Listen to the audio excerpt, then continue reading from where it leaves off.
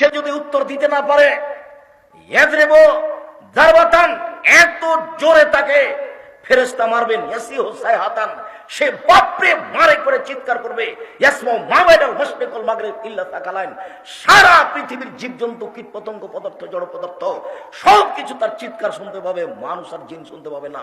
এখান থেকে 50,000 কোটি কিলোমিটার দূরে যে বস্তু আছে সেও শুনতে পাচ্ছে এই কবরের চিৎকার। সে কত জোরে চিৎকার করছে আপনাকে আমি বুঝাতে অক্ষম।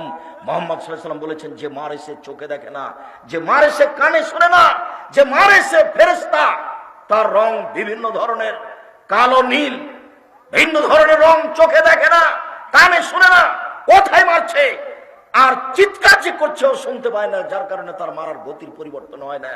মারে যে সে পুলিশ নয়, মারে যে সে মানুষ নয়, সে খায় না, পেশাব করে না, তার সংসার নাই, তার বিবাহ শাদী নেই, তিনি হচ্ছেন ফেরেশতা।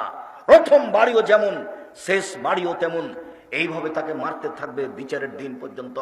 রাসূল সাল্লাল্লাহু আলাইহি সাল্লাম বলেন, যে লাঠি দিয়ে মারা হয়, যে হাতুড় দিয়ে মারা হয়, সেই হাতুড় যদি পাহাড়ের উপরে মারা হয় তাহলে ফায়াসির তোরাব, সেটা পাথর হয়ে যাবে, ধুলা হয়ে যাবে, একবারে খান খান হয়ে।